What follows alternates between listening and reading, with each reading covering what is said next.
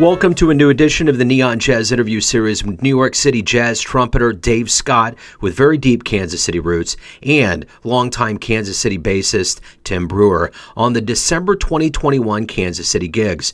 We spoke to Dave from New York and Tim from Kansas City about their upcoming holiday time gigs at the Blue Room off 18 and Vine on December 27th and another one at the Westport Coffee Theater on December the 30th. They both delved into the gigs, the COVID world, and so much more. Enjoy. I guess the one thing that I want to kind of dive into first and foremost before we get into your trip here, which is triumphant in itself that you can travel and you'll be able to come home. But I had a wonderful time reading Carolyn Glenn Brewer's book on the Missouri style. Yes. Oh my God. So all of those vignettes of you, I had no idea how prolific you were in the development, not only of Pat, but younger players. Talk to me a little bit about being in the book and the process of this and seeing that story out there now. It's just cool because the way I met Pat was I was a junior in high school. My dad being a musician and a band director, he knew all the people around town, and I would run into these friends of my dad that would say, have you heard? Well, I knew Mike Matheny, his older brother, who was a really excellent trumpet player, and he was kind of, back in the day, everybody would talk about him being this phenomenal young trumpet player, So I knew of him, and my dad knew of him. My dad knew him from all-star bands around town and so forth. Anyway, but they said, have you heard Mike's younger brother, Pat? He's a guitar player. Pat was only like 15 at the time, I think. He said, he can really play. You guys should get together. Because I was playing around town too. I mean, I was pretty good in high school, and I was playing in this all-star band called the Junior Kicks Band. The Kansas City had a Kicks band, was made up of local musicians. It was a big band. So then we formed this Junior Kicks band, and I played in that. And so the way I met Pat was we were doing this. I had heard about Pat, and I guess he had heard about me a little bit. And so we were playing an assembly, and we played back, when Lee Summit had the one high school. Yeah. So we played an assembly there, and after the assembly, Pat came up to me. I remember he's wearing braces. He's 15. He's wearing braces. He was very complimentary, and he said, man, we need to get together and play it. So we struck up a friendship. I started going over to his folks had a basement that was finished. We would have jam sessions over there 2 or 3 times a week. And, Pat's from where I lived in South Kansas City, it was a 15-minute drive to Pat's place. We struck up this friendship, and we started playing together, and we would trade ideas about music, and when we weren't playing, we'd go upstairs and to listen to the stereo and listen to Miles Davis and whoever, you know what I mean, Coltrane, and we got to be good friends. Pat still talks to me. He talks about it in the book as though those were really, really important days for him. They were certainly important days for me too, because I feel like we influenced each other. I certainly got a lot out of my relationship with Pat, and the thing that struck me the most about him was not just his ability, but his dedication. When I was young, I was able to get by on my ability. You know what I mean? I didn't used to practice a lot. I played a lot at school and so forth, but Pat would practice diligently 3-4 hours a day. That kind of. In a way, I was conflicted over that, because I could get by without doing it. But then, later on when I went to college at North Texas and I was around all these, it's kind of dawned on me, you can only get by on your ability to a certain point, but if you really want to be good, you got to start putting in some time. Like Pat, and I always would think back to Pat, and his dedication and his diligence. But yeah, the book, Carolyn's really good because she interviewed me and a lot of people for long. I probably spent 3 or 4 hours on the phone with her, and Carolyn's a good friend. I always see them her and Tim, when we come to Kansas City. So we had talked about this stuff somewhat before, but we really got into depth. It's great that the book is really good and really, really gets the whole gist of what was going on at that time.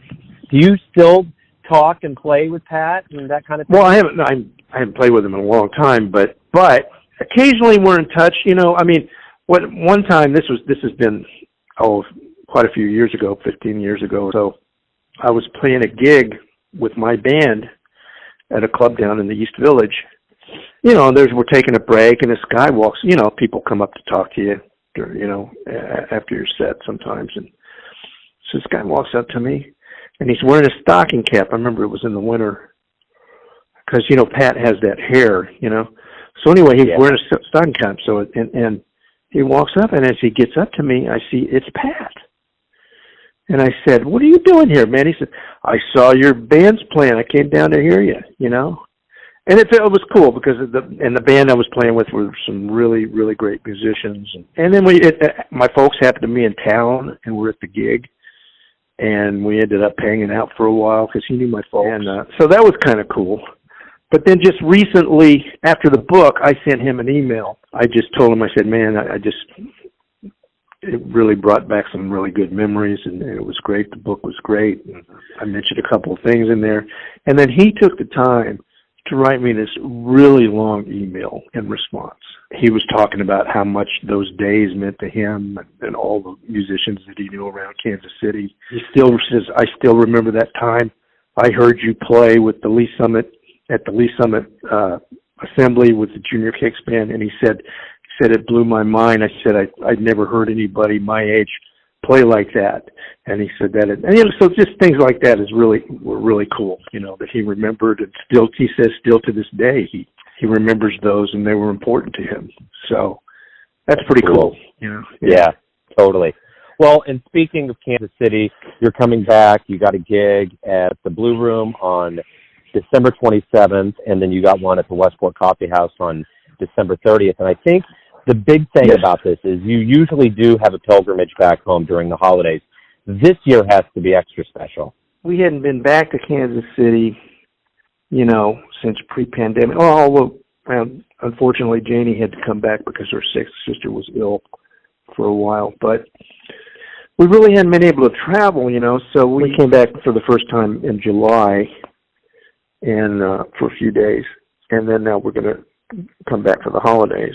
Actually, Carolyn's husband, Carolyn Glenn Brewer, her husband Tim Brewer, is a bass player, and so he's also a writer. And he did a couple of projects during the pandemic, which I played on, and some others. Steve Cardenas, who's from Kansas City, who lives here in New York now, a great guitarist, participated. Where he basically did a virtual band. A lot of people were kind of doing this during the pandemic, and so we each did a video of us playing our part, would send it to Tim. I know it's a lot of work.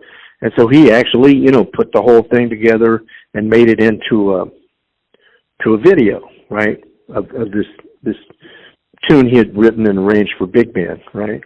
He and I had been talking about, because I have some music that I've written for big band, large ensemble like that. And so he and I had talked about collaborating and putting together a band in Kansas City to play some of our music, right? So we're going to do 2 sets at the Westport Coffeehouse on the 30th of December, and one set will be his music, and another set will be my music. And so he's assembled a really good band of a lot of Kansas City's musicians. So that's going to be at the Coffeehouse on the 30th. I believe it starts at 6:00. It's kind of early. We're doing an early set at the theater. And Tim, he was a dentist. He's retired now, and he's very, COVID conscious. So they're going to require that anyone enters must show proof of vaccination, which I think is good. Doing that here in New York, you can't go into a restaurant or a nightclub unless you show proof of vaccination. So I think that's good. And some of the bands are like Clint Ashlock, who is playing trumpet in the band, and he runs the Kansas City Jazz Orchestra. Some of the other members of the band are going to be there. Brad Gregory, who's a tenor player who's pretty active around town, is going to play. Dan Gailey may play. He's the director of the jazz studies at KU. Matt Otto is going to play. So he's assembled a pretty good band, So that'll be a lot of fun. And then on the 27th, I'm doing a quintet at the Blue Room with Matt Otto and Marty Morrison, and Ken Keener is coming over from Jeff City. He's a great pianist. And we'll be playing at the Blue Room. And then there's a jam session following it. I believe we start at 7 that night. We do 2 sets, and then there's a jam session afterwards. and that's on Monday the 27th. It's good that things are up and running in Kansas City again. It's, I mean, you know, everywhere. It's at least the vaccine has allowed us to, you know, be somewhat back to normal and have a life, you know. Yeah. Well, speaking of gigs and things that are happening, on the 15th of October, you got a grant and you did a gig. You sent over a link to me. Talk to me a little bit about that. The City Artist Corps, New York City Artist Corps, issued a bunch of grants. They had, I think it was like $25 million in grants. They issued to musicians and artists, you know, visual artists, to do shows, you know, trying to get things going post-pandemic, or, you know, sort of post-pandemic. So I was fortunate enough to receive one of the grants, and the reason for the grants was so that artists should do performances. So, and I had never really been able to do release gigs for either of my two latest CDs. One came out in 2018, one came out in 2019, and I have two separate bands. I have a quintet, standard quintet, trumpet, tenor, piano, bass, drums, and then I have my violin band, which I think I've talked to you about a little bit in one of the interviews, and it's trumpet, violin, guitar, piano, bass, drums. And so I was able to, the grant paid enough where I could pay everybody well and rented out a nice hall in a music school over in the village that had a beautiful piano and a nice setup, and it was a nice venue to play. And so the grant allowed me to do that and actually have both bands participate. So I kind of used it as a CD release gig for both, even though it's been over a couple of years with one of the CDs, for both groups. It was really came off nice. We had a really nice crowd. One of the stipulations of the grant is that performances must be free and open to the public. So that worked out really well. Yeah, it came off great. I was really pleased with it. And there is a link. They streamed the concert as well, and the stream is still up on their website. The thing about COVID is that it really provided like a way for us to kind of look within and figure some things out. What did you figure out about yourself that maybe you didn't realize before that's going to make you stronger as you reemerge and play live gigs and go back in the studio? Gosh, I don't know. Speaking of, I just did a thing in the studio yesterday, and then a couple of weeks before we did another session with Michael Eaton, who's from Kansas City. Yeah, he's a saxophone player. Yeah, you know him. You know, I don't know. The whole thing was mainly we stayed up in upstate at my brother's place pretty much through the whole thing when we were in lockdown. With my dad and my brother, my dad who's 93 now. And basically, you know, kind of the same routine every day. You get up, practice for a while, you know, try to exercise every day. During the winter, I have a rowing machine, or if it's nice enough, upstate it's nice because you can take nice walks, and it's really beautiful up there. And there's some nice walking trails. You know, every day was kind of the same, you know, then you make dinner, and then maybe watch a little TV or whatever, and then you go to bed, and you repeat the same thing. It's kind of like Groundhog Day, you know. I think the thing a lot of us realized was that the importance of, well, from a musician standpoint, the lack of interaction with other musicians and playing together. You can practice long hours every day, and of course you're getting better, but it's not the same as when you're interacting with other musicians. And that's the part I missed the most. And I mean, I was aware of that going in, but I'd never been through a period like that where I didn't have that interaction. Immediately once the vaccination came around and things started to kind of semi-open up, I was able to start having rehearsals and jam sessions / workshops at my space, in my music space, as long as anybody came that was vaccinated. And, you know, the musical community, the artistic community are very forward-thinking. And there's only one guy I know, one musician that didn't get vaccinated. And the reason he didn't get vaccinated was because he has a heart condition, and he was afraid of the vaccine for that reason. It was easy to start getting together with people to rehearse and play because everybody took it seriously.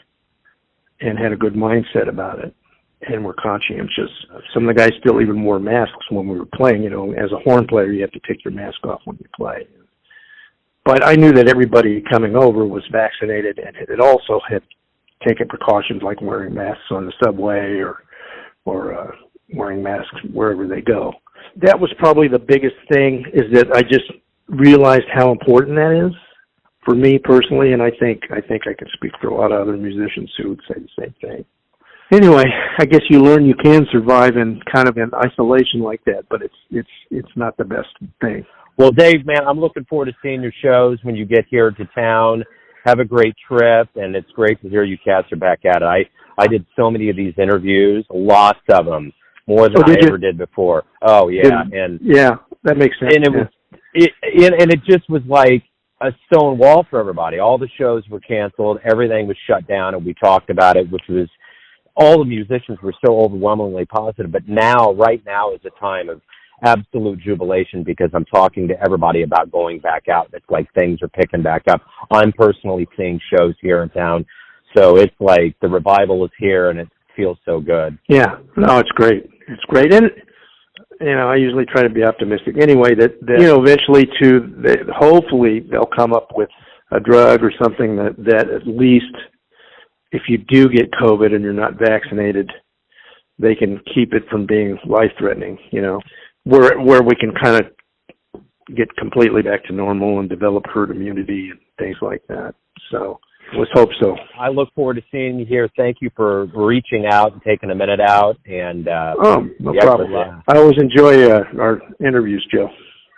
Hey, Tim. Hey. Joe Domino, Neon Jazz Radio. How you doing, man? Hey, good, man. What's going on? Cool. So he will be here in December for a gig at the Blue Room at the Westport Coffeehouse. You will be alongside him. Talk to me a little bit about what it means when someone with the esteem that Dave has from New York comes into play. Well, it's very challenging music, and personally, I really love it. And I've always admired his playing and his composing, and I learn something every time I play with him and talk to him. So it's an honor, really, to play with him. I think he's on a much higher playing level in terms of, experimental, kind of a combination of inside and outside jazz that I don't get a chance to play as much as I'd like to. So does it make it extra special with this absence of music that we haven't had live for a while for him to finally come back and to be able to do this live with him? Yeah, definitely. It's every time I play a gig for people, it reminds me of how special that is and how much I missed it when we couldn't do it. You know, it's starting to open up more, and it feels great. I played at the Blue Room last night, and it's really, really great. I love to do it. So what are you sensing from the people in the audience? I know the musicians obviously are just really chomping at the bit to get back, but what are you sensing as far as the reception and the way people are interacting with live music now? Well, I think there's kind of a sense of a little bit of, a lot of caution. And I don't think people are totally ready to, come out fully. I think there's a lot of people that are still very cautious about the pandemic thing because it's just not gone. You know, your wife wrote that wonderful book about Pat Metheny and Dave's history with him, and I know Dave has had a long history in Kansas City, and you have too. Talk to me a little bit about the history of playing with Dave live. I played with him a few years back at the Blue Room with Roger Wilder and Brian Stevers. Whenever I get a chance to play with Dave, it's just a real pleasure and very, like I said, very challenging. I love his music because it's not run of the mill. It's not a standard type of progression. The phrase lengths are unusual. Sometimes he opens it up and lets a certain amount of free jazz happen. It's just a level of creativity, sort of a couple notches or a bunch of notches above what I normally. It seems like I'm more into a traditional type of playing and it forces me into a much higher level of enjoyment for sure. But I always am challenged by Dave. Beautiful. Man, this is exactly what I was looking for. Hey, man, thank you for taking a minute out, and I look forward to seeing your guys' gigs. Well, thank you so much for calling. Thanks for listening and tuning in to another Neon Jazz interview, where we give you a bit of insight into the finest cats in New York City, Kansas City, and spots all over the world, giving fans all that jazz. And thanks to both Dave and Tim for their time, music, and stories. If you want to hear more interviews, go to Famous Interviews with Joe Domino in the iTunes Store. Visit Neon Jazz at youtube.com, and for everything Neon Jazz all the time, go to theneonjazz.blogspot.com. Until next time, enjoy the jazz, my friends.